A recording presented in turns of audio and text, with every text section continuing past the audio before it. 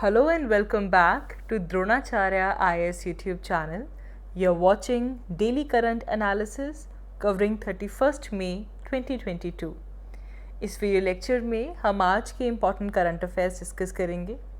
We'll talk about coal gasification. Government ने coal gasification का target set किया है. We'll talk about that target. We'll see coal gasification का मतलब क्या है, किस प्रोसेस के थ्रू ये अचीव किया जाता है. Then we'll see community forest resource rights. What is this? We'll understand. Followed by West Nile virus. So in Kerala, the issue of West Nile virus is popping up. We'll cover this particular virus in detail. Then when it comes to agriculture, system of rice intensification.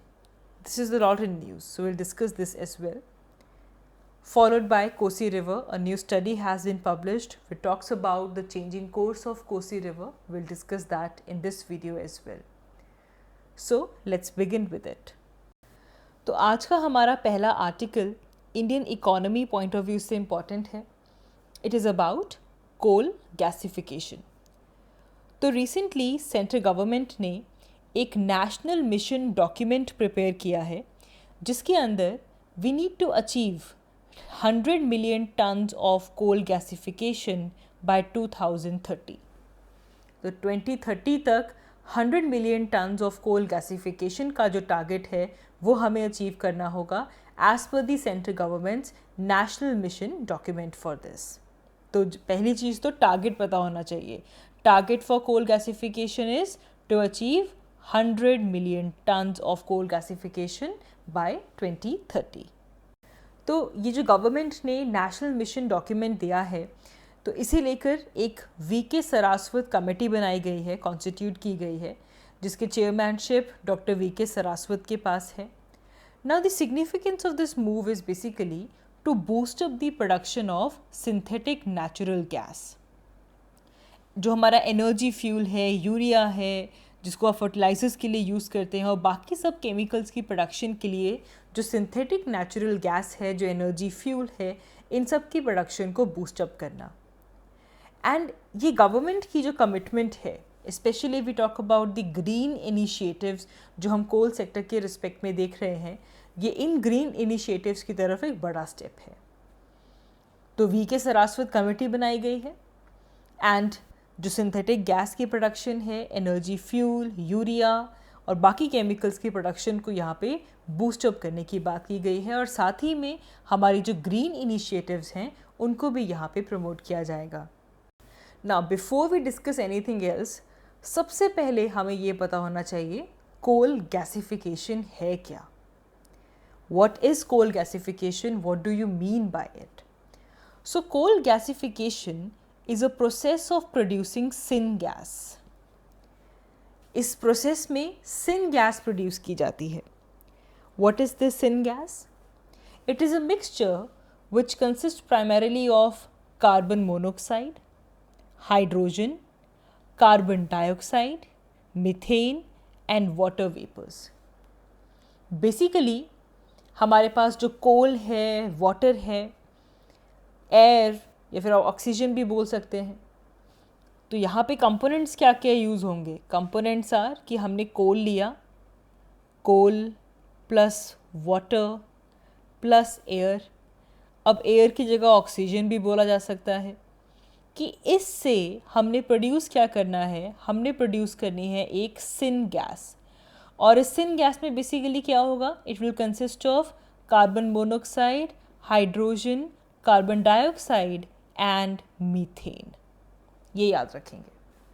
So basically कि rather हम कोल को directly burn करें, इस gasification से क्या होगा कि कोल का जितना भी कार्बन कंटेंट है उसे आप इलेक्ट्रिसिटी में, हाइड्रोजन या फिर in other forms of energy आप यूज़ कर पाएंगे. एंड इसके पीछे जो साइंस लग रही है that is through partial oxidation. तो आपने कोल लिया, वाटर लिया, ऑक्सीजन ली, अल्टीमेटली हुआ क्या यहाँ पे? You did partial oxidation, and partial oxidation के बाद एक सिन गैस प्रोड्यूस होगी जिसमें कार्बन मोनोक्साइड भी होगा, हाइड्रोजन भी होगा, कार्बन डाइऑक्साइड भी होगी और मीथेन भी होगी. कोल को गैस में कन्वर्ट कर दिया. This is the meaning of coal gasification and this is done through partial oxidation of coal in the presence of water and air. इसे आप इस फ्लो चार्ट के थ्रू भी समझ सकते हैं. ये हमारा एक स्लरी प्लांट है.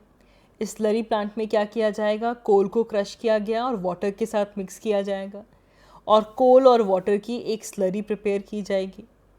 ये कोल और वाटर की स्लरी कहाँ पे जाएगी, एक गैसीफायर के अंदर जाएगी और साथ ही में इसको ऑक्सीजन प्लांट ऑक्सीजन प्रोवाइड करेगा, क्योंकि ऑक्सीजन इम्पॉर्टेंट है. क्यों? क्योंकि अल्टीमेटली इस गैसीफायर के अंदर क्या होगी, there would be partial oxidation that is going to happen in this gasifier.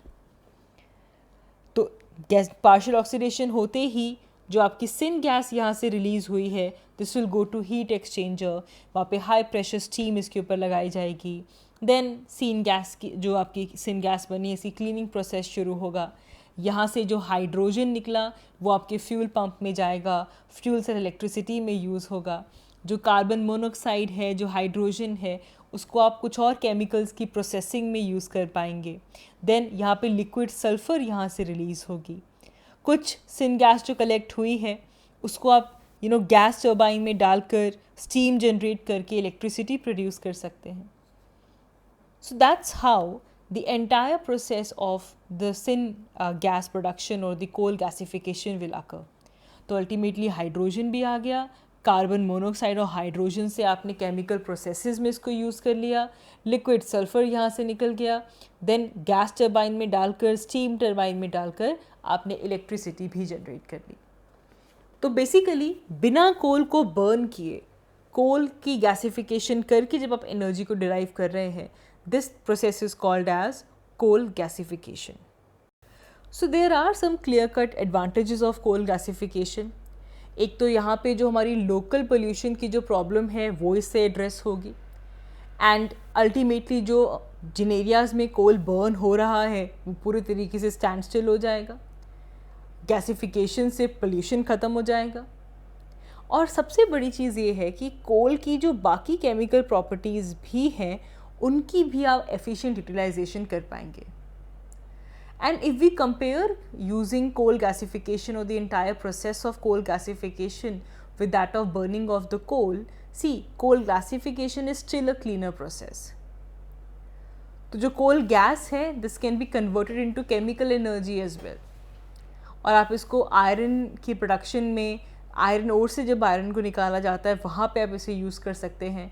You can use the coal gas for the production of methanol and urea also.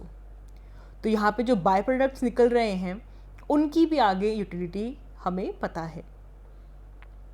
एक बड़ी एडवांटेज कोल गैसिफिकेशन की ये भी है कि आप यहाँ पे जो गुड पार्ट और जो बैड पार्ट है उनको सेपरेट कर सकते हैं. You can select the parts that you want to keep. जब आपने गैसिफिकेशन की, कार्बन मोनोऑक्साइड भी आई, कार्बन डाइऑक्साइड भी आया, हाइड्रोजन भी आया, मीथेन भी आया, तो it gives you the freedom to select और to separate the good parts from the bad parts. तो आप यहाँ पे कार्बन कैप्चर कर सकते हैं, आप कार्बन को स्टोर कर सकते हैं बिकॉज ऑफ दिस एडवांटेज. हालांकि डिसएडवांटेज की अगर हम बात करें तो बड़ी डिसएडवांटेज ये आती है कि अगर हम कोल गैसिफिकेशन देखें तो कोल गैसिफिकेशन में इस पूरे प्रोसेस में जितनी कार्बन डाइऑक्साइड प्रोड्यूस होती है it is more than a traditional coal plant जहाँ पे कोल को बर्न किया जा रहा है. उसके कंपैरिजन में कोल गैसिफिकेशन के प्रोसेस में कार्बन डाइऑक्साइड ज़्यादा रिलीज़ होती है. तो इसकी जो ओवरऑल कार्बन इंटेंसिटी है वो वर्स है, जिसकी वजह से ये उतना अट्रैक्टिव नहीं है in the form of a climate change point of view. क्योंकि जब कोल बर्न करते हैं तब भी कार्बन डाइऑक्साइड रिलीज़ होता है, गैसिफिकेशन के प्रोसेस में भी कार्बन डाइऑक्साइड रिलीज़ हो रहा है, लेकिन ट्रेडिशनल कोल प्लांट के रिलीज से ज़्यादा रिलीज़ हो रहा है. तो जो इसकी ओवरऑल कार्बन इंटेंसिटी है वो वर्स है. कोल गैसिफिकेशन की एक और दिक्कत है कि ये ज़्यादा वाटर इंटेंसिव है. Already we are suffering from water shortage. Coal gasification में जो आपने सबसे पहले जो स्लरी बनानी है जिसमें आपको कोल को वाटर में मिक्स करना है, तो कोल गैसिफिकेशन का जो प्रोसेस है वो और भी ज़्यादा वाटर इंटेंसिव है. And country like India is already suffering from water shortage, तो ये उतना ज़्यादा अट्रैक्टिव मीडियम हमारे पास नहीं आता। हालांकि ये डिसएडवांटेजेस होते हुए भी there are some advantages, and government ने 2030 तक 100 मिलियन टन्स ऑफ गैसिफिकेशन करने का टारगेट भी सेट कर दिया है। And with regards to this government ने इस सेक्टर के लिए काफ़ी स्टेप्स भी लिए हैं। अगर हम बात करें रेवेन्यू शेयरिंग की, तो वहाँ पे 20% कंसेशन दिया है ताकि जो क्लीन सोर्सेज ऑफ फ्यूल है उसका यूज़ इनकरेज हो सके। तो there is 20% concession on the revenue share of coal if it is used for gasification. अगर आप कोल को गैसीफाई कर रहे हो, गैसिफिकेशन के बाद यूज़ कर रहे हो, तो गवर्नमेंट 20% कंसेशन देती है। देन CIL ने इसी के साथ साथ प्लान किया है that they will set up at least 3 gasification plants beside Dankuni, and this will be done through a global tendering basis. And इसे लेकर एक मेमोरेंडम ऑफ अंडरस्टैंडिंग भी गेल के साथ साइन कर दिया गया है for marketing of this synthetic natural gas. तो इससे ओवरऑल हमारा जो नेशनल रिजर्व है उसे आप हार्नेस कर पाएंगे with maximum utilisation, and it is said that this is ultimately heading towards the path of sustainability as per the global standards. जो टेक्नोलॉजिकल एडवांसमेंट्स यहाँ पे यूज़ होंगी उससे काफ़ी अच्छी कोल रिकवरी हम कर पाएंगे। जो माइनिंग ऑपरेशंस है वहाँ पे फ्लेक्सिबिलिटी आ पाएगी, प्रोडक्टिविटी इंक्रीज़ होगी, एंड ओवरऑल सेफ्टी इंक्रीज होगी, एंड जो कॉस्ट है वो डिक्रीज होगी। एंड फॉर दिस सेक्टर ना government has set up this national coal gasification mission also. So in order to create awareness among all the stakeholders and to prepare an implementable roadmap with specific responsibility, now Ministry of Coal has decided to set up this National Coal Gasification Mission, जो कि है कि we need to achieve 100 million tons of coal gasification by 2030. Now lastly हमारे prelims point of view से हमें ये पता होना चाहिए what is the coal scenario of India. तो कोल इतना क्यों यूज़ होता है for thermal energy? It's a very readily combustible material, ultimately sedimentary rock, black और brownish black rock, and it is predominantly made up of carbon, जिसकी वजह से thermal power plants में पावर जनरेशन के लिए यूज़ किया जाता है। स्टील प्रोडक्शन में कोकिंग की जाती है with the help of coking coal. Synthetic fuel create किया जाता है by gasification and coal liquefaction, इसे कोल लिक्विफैक्शन भी बोल देते हैं। In alumina refineries, paper manufacturing, chemical, pharmaceutical industries, हर जगह पे कोल को यूज़ किया जाता है। इंडिया में हमारे पास मेनली 3 टाइप्स ऑफ कोल हमें मिलता है, anthracite, bituminous, lignite. Anthracite is the highest grade of coal, ये आप पढ़ते भी हैं अपने क्लासेस में। हाईएस्ट ग्रेड का मतलब इसमें कार्बन कंटेंट ज़्यादा है, there is high percentage of fixed carbon, तो इसीलिए जब बर्न करते हैं तो ज़्यादा एफिशिएंसी आती है, जो स्मोक है वो कम यहाँ से रिलीज़ होती है। काफ़ी हार्ड होता है, ब्रिटल है, बहुत ही स्मॉल क्वांटिटीज़ में आपको ये जम्मू एंड कश्मीर में मिलेगा। इंडिया में उतना अबंडेंटली एंथ्रासाइट प्रेजेंट नहीं है, बहुत ही छोटे छोटे पॉकेट्स में जम्मू एंड कश्मीर में आपको हाईएस्ट ग्रेड ऑफ कोल मिलेगा विच इज़ एंथ्रासाइट। फिर आता है bituminous. Bituminous is the medium grade of coal. इसकी भी जो हीटिंग कैपेसिटी है वो हाई होती है, and it is most commonly used to generate electricity in India. India का जो बिटुमिनस कोल है वो आपको जो सेंट्रल बेल्ट है इंडिया की वहाँ पे मिलेगा। मध्य प्रदेश, छत्तीसगढ़, झारखंड, उड़ीसा, वेस्ट बंगाल, यहाँ पे आपको बिटुमिनस मिलेगा। अच्छा, बिटुमिनस और एंथ्रासाइट में बड़ा डिफरेंस ये है कि बिटुमिनस भी ब्लैक है, एंथ्रासाइट भी ब्लैक है, लेकिन एंथ्रासाइट लस्ट्रस होता है वेरएस बिटुमिनस डल होता है। मीडियम ग्रेड का कोल है, लो कोल नहीं है। लोएस्ट ग्रेड कोल का आपको मिलेगा in the form of lignite. इसमें जो कार्बन कंटेंट है वो सबसे कम होता है, and you can find this in Rajasthan, Tamil Nadu and Jammu and Kashmir. आगे बढ़ते हैं. हमारा next news article GS paper 2 point of view से इम्पॉर्टेंट है. It relates to social justice. It is about community forest resource rights.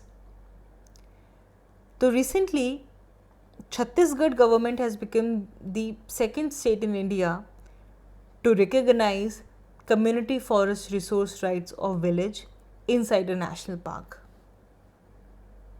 National park के अंदर जो village हैं, जो विलेजर्स हैं, उनको कम्युनिटी फॉरेस्ट रिसोर्स राइट्स देना, इस राइट को रिकॉग्नाइज करने वाला छत्तीसगढ़ इंडिया का सेकंड स्टेट बनता है. Community forest resource rights. सबसे पहले यहाँ पे समझते हैं what is community forest resources.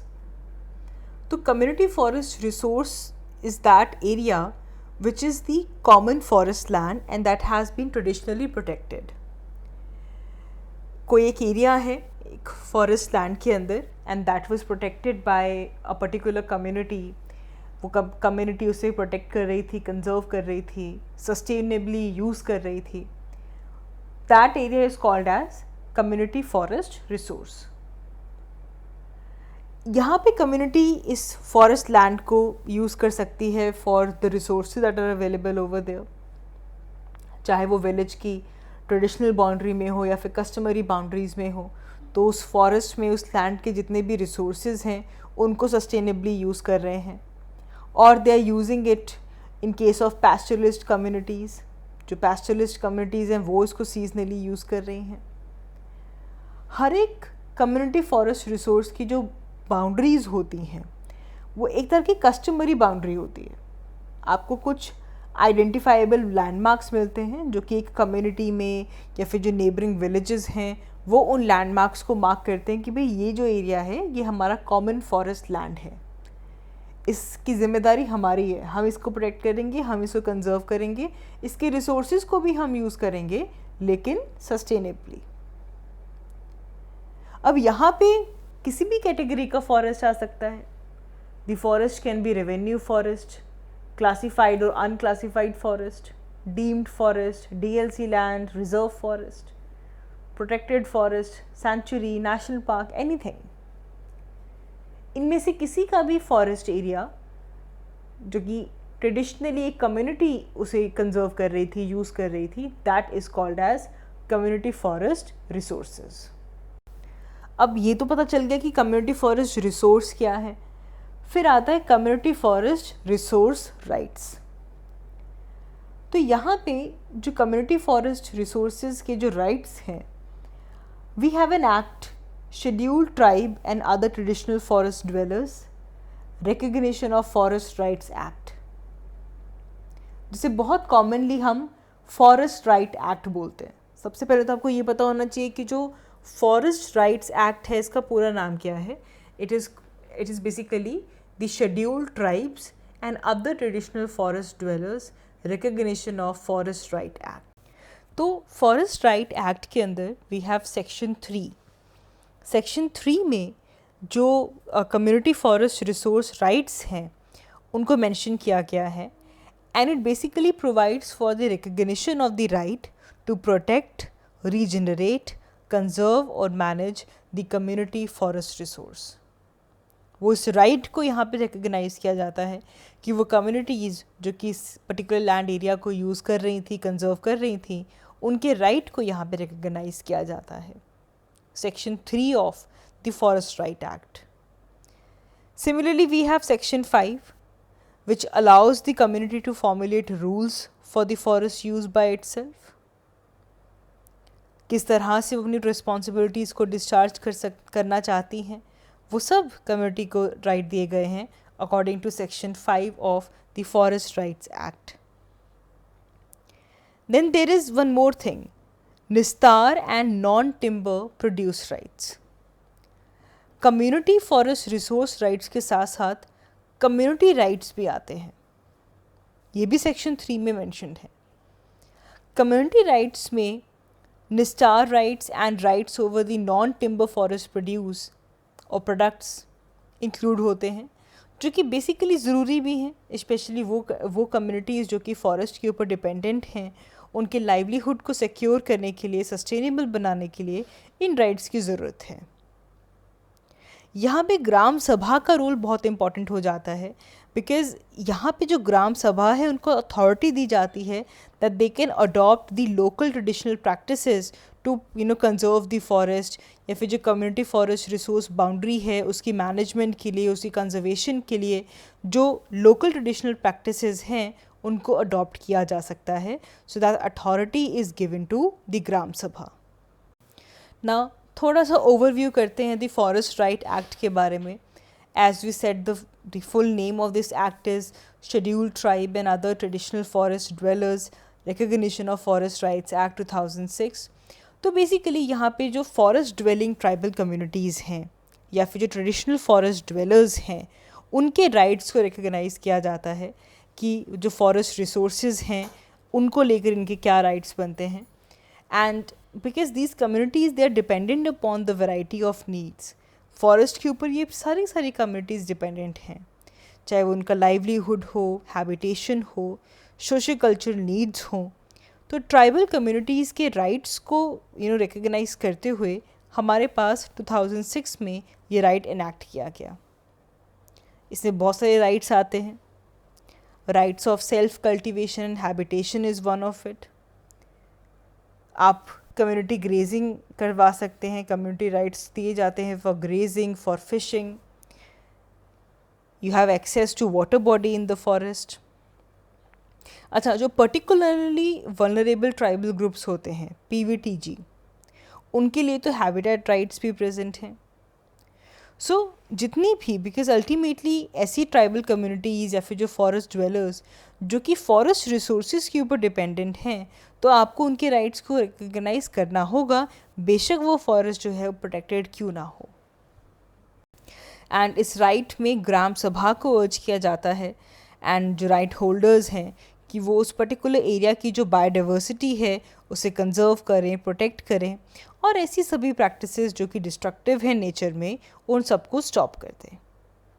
सो इस पूरे एक्ट के अंदर ग्राम सभा को काफ़ी एम्पावरमेंट दी जाती है, बिकॉज़ यहाँ पे जो ट्राइबल पॉपुलेशन जो हैं वो किस तरह से वो डिटरमाइन करेंगे कि यहाँ पे लोकल पॉलिसी कैसी चलेगी, स्कीम किस तरह से यहाँ पे लगने वाली है, how that scheme is going to impact them. Now significance अगर हम देखें तो the entire aim of this community forest right, resource right, is to undo the historic injustice. इससे पहले जब फॉरेस्ट राइट एक्ट आते हैं या फिर जब फॉरेस्ट को प्रिजर्व किया जाता है, तो किस तरह जो फॉरेस्ट डिपेंडेंट कम्युनिटीज़ थी उनके साथ इनजस्टिस किया गया है, उनको फॉरेस्ट से बाहर निकाला गया है। उन सब को अनडू करने के लिए, जस्टिस को रीइंस्टेट करने के लिए इस तरह के राइट्स को रिकॉग्नाइज किया गया है। Because this recognizes the community's right to use, manage and conserve the forest resource। वो नुकसान नहीं पहुंचा रहे हैं, बल्कि क्योंकि उनका पूरा का पूरा लाइवलीहुड फॉरेस्ट पे डिपेंड करता है, वो ज़्यादा अच्छे से फॉरेस्ट को प्रिजर्व कर पाते हैं, कंजर्व कर पाते हैं। Now it allows that community to legally hold that forest land। वो पर्टिकुलर एरिया, वो पर्टिकुलर कम्युनिटी जो कि वहाँ पे काफ़ी टाइम से रह रही है, वो उनका रेजिडेंस है या फिर वहाँ पे उनका कल्टीवेशन हो रही है, उस पर्टिकुलर लैंड को अपने पास रखने का जो राइट है, जो रिकग्निशन है, वो यहाँ पे दिया जाता है। यहाँ पे एक इंटीग्रल रोल है फॉरेस्ट ड्वेलर्स का, ट्राइब्स का, in the conservation of the biodiversity and the sustainability of the forest.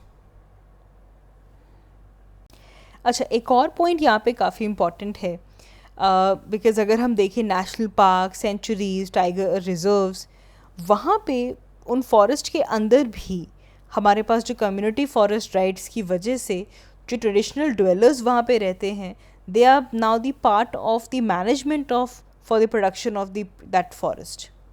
Because जो वहाँ के ट्राइब्स हैं, जो फॉरेस्ट ड्वेलर्स हैं, वो अपनी ट्रेडिशनल लेवल जो ट्रेडिशनल नॉलेज है उसके थ्रू उस फॉरेस्ट को कंजर्व कर सकते हैं, प्रोटेक्ट कर सकते हैं. So now they are part of the management. But then there are challenges also. Although जो कम्युनिटी फॉरेस्ट रिसोर्स राइट्स हैं ये काफ़ी इंपॉर्टेंट हैं, basically in terms of empowerment they are very important, but getting the consensus among various villages about the traditional boundaries ये काफ़ी challenging हो जाता है. अगर आप कम्युनिटी फॉरेस्ट रिसोर्सेज वाले एरिया में माइनिंग लीज देते हैं, so this often being done without the consent of gram sabha. तो एक तरफ जो फॉरेस्ट राइट एक्ट है इसके थ्रू ग्राम सभा को पावर मिल रही है to implement the schemes and everything, लेकिन जब इस तरह माइनिंग लीजेस बिना कंसेंट से दी जाती हैं तो ये एक बड़ा चैलेंज आ जाता है. There is dissolution of the forest right act found in getting the forest clearance also, and this act can also threaten the forest conservation. आगे बढ़ते हैं. हमारा next news article GS paper 3 point of view से important है. It is about the West Nile virus. So Kerala health department is on alert after the death of 47-year-old from Thrissur due to West Nile virus. तो केरला में West Nile virus काफ़ी important हो चुका है. तो basically जो वेस्ट नाइल वायरस है ये मॉस्किटो बॉर्न है and it is basically a single stranded RNA virus. अगर हम इसका जीनस देखें तो ये फ्लेविवायरस जीनस को बिलोंग करता है. It belongs to the Japanese encephalitis antigenic complex. जो फ्लेविवेरिडे फैमिली है उसके अंदर जापानीज़ एनसेफेलाइटिस एंटीजन कॉम्प्लेक्स को ये बिलोंग करता है.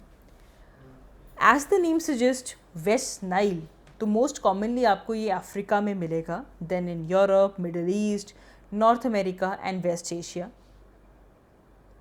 ट्रांसमिशन अगर हम देखें तो मॉस्किटोज की जो क्यूलेक्स स्पीशीज़ हैं they act as a principal vector for the transmission of the West Nile virus. तो बेसिकली जो इन्फेक्टेड मॉस्किटो है वहाँ से ये वायरस ट्रांसमिट हो सकता है among the humans or the animals including birds which are the reservoir host of the virus. Blood transfusion के थ्रू भी ये वायरस स्प्रेड हो सकता है from infected mother to her child and as well as the exposure to the virus in the labs. तो अच्छी खासी आप यहाँ पे इसकी ट्रांसमिसिबिलिटी देख सकते हैं. बट यहाँ पे एक और पॉइंट नोट करेंगे कि अभी तक इन्फेक्टेड ह्यूमन और एनिमल से इसका स्प्रेड के कोई केसेस सामने नहीं आए हैं. ऑल्सो कोई ह्यूमन टू ह्यूमन ट्रांसमिशन का केस भी वेस्ट नाइल वायरस का थ्रू कैजुअल कॉन्टैक्ट अभी तक डॉक्यूमेंट नहीं हुआ है. अल्टीमेटली जो वेस्ट नाइल वायरस है इसका इम्पैक्ट जो न्यूरोलॉजिकल डिजीज़ के तौर पे आता है and this can result as death in people also. Now जो वेस्ट नाइल वायरस है ये सबसे पहले युगांडा का जो वेस्ट नाइल डिस्ट्रिक्ट है वहाँ से एक विमेन में से आइसोलेट किया गया था इन 1937 and it was identified in birds. जो क्रोज हैं या फिर जो हमारे पास डव्स हैं, जो पिजन्स हैं, उनके अंदर ये वायरस सबसे पहले आइडेंटिफाई किया गया था in the Nile delta region 1953. And इससे पहले 1997 में वेस्ट नाइल वायरस को पैथोजेनिक फॉर बर्ड्स कंसिडर नहीं किया गया था, बट इसका एक बहुत ही वायलेंट स्ट्रेन आता है इन इज़राइल जिसकी वजह से जो डिफरेंट बर्ड स्पीशीज़ थी उनकी वहाँ पे डेथ होनी शुरू होती है. एंड उन बर्ड स्पीशीज़ में एंसेफेलाइटिस और पैरालिसिस मेन सिम्टम्स के तौर पे देखने के लिए मिले थे. नाउ एक बात तो यहाँ पे क्लियर होती है कि ये वेक्टर बॉर्न डिजीज़ है, तो how can you prevent it. ना ह्यूमन बींग्स में किस तरह आती है after mosquito bite. So one can protect them self by preventing the mosquito bites. The other step could be wearing clothing that act as a barrier to the exposure to such bites. साथ ही में mosquito की जो breeding sites है उनको reduce करना, water storage containers को cover करना. We need to eliminate the puddles in the drainage of places जहाँ पे वाटर इकट्ठा होता है, एक्यूमुलेट होता है.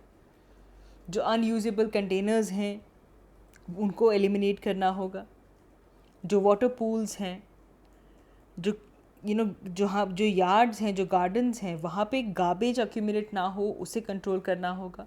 तो अल्टीमेटली क्योंकि अब ये वेक्टर बॉर्न डिजीज़, तो ऐसा वेक्टर जो उसको स्प्रेड कर रहा है उसकी बाइट से बचना होगा, उसके ब्रीडिंग को रेगुलेट करना होगा। आगे बढ़ते हैं। हमारा next news article GS paper 3 point of view से इम्पॉर्टेंट है। It's an important issue from our agriculture point of view. It is about the system of rice intensification, SRI. So recently experts have said that the system of rice intensification, SRI, is a method which is more beneficial for soil, environment and farmers also.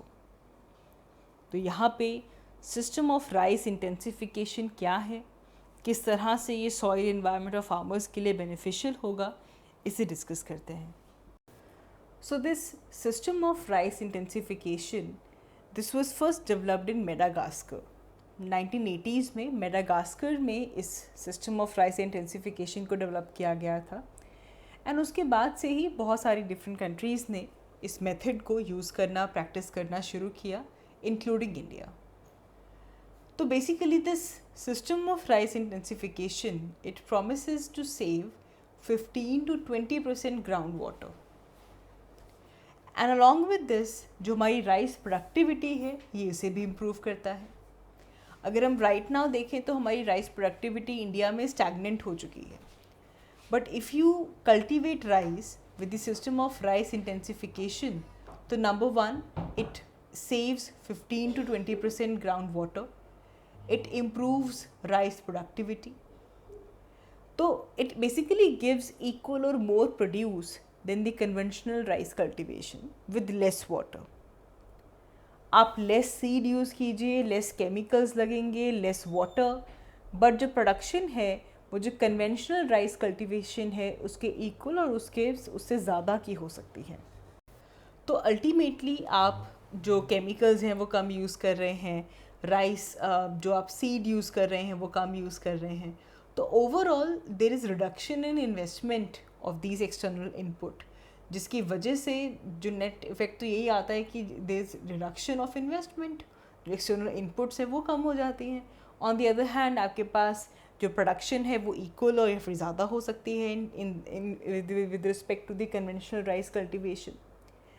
तो what is the difference, ये method क्या है. Now जो rice intensification जो system है, इसके अंदर जो फील्ड्स हैं इनको सबसे पहले प्लो किया जाता है. जो फील्ड्स की प्रिपरेशन की जाती है by ploughing, but it should be laser levelled before transplanting for the proper water management and efficiency और for a good crop stand. अच्छे से इसको लेज़र लेवल करना है before you transplant the paddy. तो इससे क्या होता है कि जो वाटर मैनेजमेंट है जो फील्ड की वो काफ़ी अच्छी हो जाती है एंड जो एफिशिएंसी है वो काफ़ी बढ़ जाती है. इसके बाद इरिगेशन अप्लाई की जाती है फील्ड में, which is not a flooding of field. जैसे ट्रेडिशनली हम देखते हैं ना कि खेतों में पानी भर देते हैं, वैसा नहीं किए करेंगे, but it is less than that of a well irrigated field. अच्छे से इरिगेशन, एफिशिएंट इरिगेशन करेंगे बट फ्लडिंग नहीं करेंगे फील्ड की. एक अच्छा वेल इरिगेटेड फील्ड के जैसे जो फील्ड है उसको वाटर दिया जाएगा. Then 10 to 12 day old nursery, जो आपके यंग पेडी प्लांट्स होते हैं अलॉन्ग विद सॉइल पार्टिकल्स, उनको रूट से पकड़ के without disturbing the roots during transplantation lines में ट्रांसप्लांट किया जाता है. एंड मार्क किया जाता है that there should be distance of 10 inches from each other, and this could be done with the help of a rope meter, कि दो पेडी fields के बीच में जो डिस्टेंस होगा that is of 10 inches. The purpose of making these lines is to provide that favorable environment for growth and development of rice plant through such spacing. अब दोनों पेडी plants के बीच में जब 10 इंचेस का फ़र्क होता है तो कहते हैं इससे कि हर एक प्लांट को अच्छा इन्वायरमेंट मिलता है for their own growth and development. इस स्पेसिंग से जो ग्रोथ एंड डेवलपमेंट है वो पेसअप होती है. जो सीडिंग्स हैं, जो नर्सरीज़ हैं, they should be located adjacent to the main field to avoid the time lag between uprooting and the planting. And it should not be more than 30 to 40 minutes. ऐसा ना हो कि जो नर्सरी थी, जो सीडलिंग्स थी और उसकी जो ट्रांसप्लांटेशन है वो उसमें बहुत वक्त लग रहा है। 30 से 40 मिनट्स से ज़्यादा का टाइम नहीं लगना चाहिए। रूट्स जो हैं, जो सीडलिंग है, जो आपके छोटे प्लांट्स हैं जिनके साथ पैडी लगाई जा रही है, वो ड्राई आउट नहीं होनी चाहिए।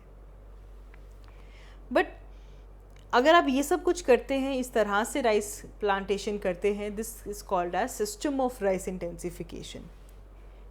But then there are limitations also. अब क्योंकि दो पैडी फील्ड्स के बीच, दो पैडी क्रॉप्स के बीच में, प्लांट्स के बीच में 10 इंचज़ का फ़र्क है, तो अगर आप इसे चेक नहीं करेंगे, if it is left unchecked, तो वीड ग्रोथ के जो चांसेस हैं वो यहाँ पे काफ़ी ज़्यादा होते हैं। इससे उल्टा जो यील्ड है वो डिक्रीज़ भी हो सकती है। लेकिन अगर हम रिज़ल्ट्स देखें तो गुरदासपुर एग्रीकल्चर डिपार्टमेंट में काफ़ी डेमोन्स्ट्रेशंस की गई थी ऑन द राइस और system of rice intensification over decade ago. And इस रिपोर्ट में क्लियरली ये इंडिकेट किया गया था कि अगर आप SRI प्रैक्टिस करते हैं तो इससे जो प्रोड्यूस आता है और ये जो मेथड है, it is much more superior than the traditional method. Now जब हम राइस कल्टीवेशन की बात करते हैं, पैडी कल्टीवेशन की बात करते हैं, तो DSR टेक्निक भी आती है, direct seeded rice. Now if we compare the SRI to DSR, which is only suitable only for the mid to heavy textured soil. DSR आप सिर्फ mid to heavy textured soil में use कर सकते हैं, लेकिन SRI हर एक soil type के अंदर यूज़ किया जा सकता है, जिसमें लेस फर्टाइल सॉइल से लेकर आपके पास इंटेंसिव कल्टीवेशन भी की जा सकती है। सो लेस फर्टाइल सॉइल, जहाँ पे ऐसी सॉइल जो काफ़ी कम है, तो वहाँ पे नंबर ऑफ सीडलिंग्स आप इंक्रीज़ कर सकते हैं, you can double it up. So in traditional sowing, from the day of transplanting till the crop turns 35 to 40 days, fields are kept under flood-like conditions. जब से आपने ट्रांसप्लांटेशन की 35 से 40 दिन पूरा फ्लडेड रहती हैं फील्ड्स। आफ्टर दैट, हार्वेस्टिंग से पहले, then the fields are filled every week, ठीक है, and for few weeks before harvesting. लेकिन जो सिस्टम ऑफ राइस इंटेंसिफिकेशन है, इसमें आपको कंटिन्यूस फ्लडिंग की ज़रूरत नहीं है। It only needs intermittent irrigation, जिसकी वजह से जो ग्राउंड वाटर है वो भी यहाँ पे उसकी यूटिलाइजेशन भी डिक्रीज़ होती है। DSR में वीड्स मेजर प्रॉब्लम के तौर पे आती हैं, जिसकी वजह से वीडीसाइड्स को भी स्प्रे करना पड़ता है simultaneously at the time of sowing. SRI जो कि वीड ग्रोथ को परमिट करती हैं, because there is alternate drying and wetting of the drying fields. तो जो वीड्स वहाँ पे इनकॉर्पोरेट होती हैं सॉइल में by operating corn weeder between roots, आप at the time of sowing उसको मैनेज कर सकते हैं। rather you can add more nutrients to the crops like green manures because of this. And then lastly, Kosi River is in news. Recently a new study has found that the change in course in Kosi River, it is not natural. Kosi river का जो path change हो रहा है ये natural नहीं है। सो Kosi river और कोशी ये ट्रांस बाउंड्री रिवर है। चाइना, नेपाल और इंडिया से ये रिवर फ्लो करती है। बेसिकली हिमालयाज़ की जो नदर्न स्लोप्स हैं उनको ड्रेन करती है, तिब्बत से और जो नेपाल है वहाँ से।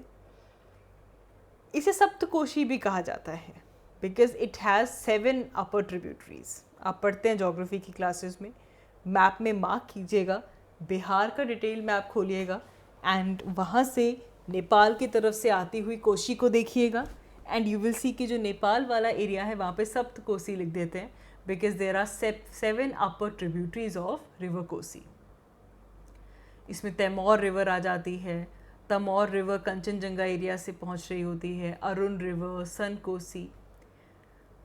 सन कोसी की भी ट्रिब्यूटरीज हैं, दूध कोसी, भोते कोसी, तमा कोसी, लिखू खोला, इंद्रावती। कोई ज़रूरत नहीं इसे याद रखने की, आपको सिर्फ ये पता होना चाहिए कि कोसी रिवर की 7 ट्रिब्यूटरीज हैं।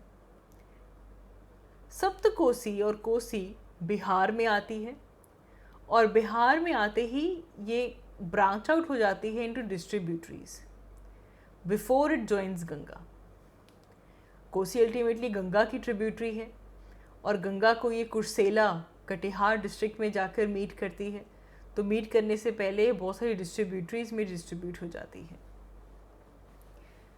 इस रिवर बेसिन के अराउंड काफ़ी रिजेस हैं। अगर आप देखो नेपाल वाला एरिया देखो तो एक तरफ यारलुंग सांगपो रिवर चल रही है, गंडक रिवर वेस्ट में है, महानंदा ईस्ट में है, लेकिन क्योंकि वहाँ पे माउंटेन्स प्रेजेंट है, रिजेस प्रेजेंट हैं, ये बाकी सभी रिवर सिस्टम से अलग रहती है। नाउ चैलेंज इसका ये है, जिसकी वजह से ये रिपोर्ट में भी आती है, कि कोसी रिवर बहुत ही अनस्टेबल है and this is mainly because of heavy silt that it carries. Monsoon season के दौरान यहाँ पे बहुत ज़्यादा फ्लडिंग होती है, इसके बहुत एक्सट्रीम इफेक्ट्स आते हैं and the reason is heavy silt, जिसकी वजह से कोसी रिवर को सॉरो ऑफ बिहार भी कहा जाता है। Kosi river, sorrow of Bihar. So that is all for this video. Thank you so much for watching. I will see you all in my next one. Thank you.